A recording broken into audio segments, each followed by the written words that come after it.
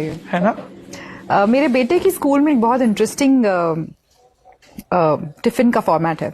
तो जैसे टिफिन में क्या बनाना है is a big question for most mother's.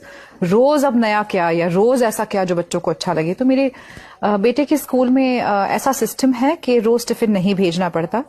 हर दिन एक घर से खाना आता है, लेकिन पूरी क्लास के लिए आता है। वाह। तो क्योंकि मतलब पूरी क्लास एक जैसा खाना खाएगी। पूरी क्लास एक बहुत जैसा खाना सुंदर। खाती है।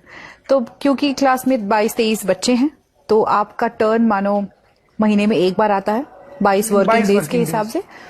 तो महीने में एक बार ही आपको खाना बनाना है, लेकिन जब बनाना है तो 25 लोगों का खाना बनाना है, क्योंकि टीचर हेल्प सारे वही खाना खाते हैं।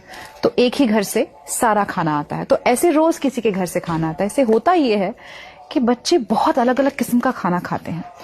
खाने का फॉर्मेट सेम ही होता है, रोटी सब्जी दाल चावल और कोई एक रॉ सैलेड का फॉर्म।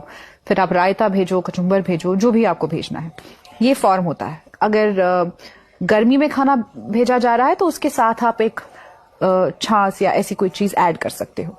लेकिन रोटी सब्जी दाल चावल तो फिक्स फॉर्मेट है।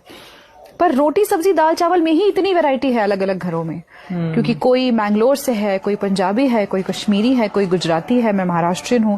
और हमें एनकरेज किया जाता है कि आप अपने रीजन का खाना, अपने रीजन में जैसे सब्जियां बनती है वैसे भेजा जाए। तो कभी इतनी इंटरेस्टिंग और अलग अलग चीजें खाता है क्लास में। और ये बहुत इंटरेस्टिंग, उसका वेरिड कल्चर पे इंट्रोडक्शन भी हो रहा है। इंट्रोडक्शन भी हो रहा है। बेस्ट पार्ट इज कि सब बच्चे एक जैसा खाना खा रहे हैं। तो वो नहीं कह रहे यार उसके तो उसके यहाँ से कटलेट है, मेरे यहाँ से तो सिर्फ पराठा, और वो वहां पे भी एक क्लास आ जाता है ना। जिसके घर से खाना आता है वो बच्चा स्पेशल होता है, उसको कुछ प्रिविलेजेस मिलते हैं।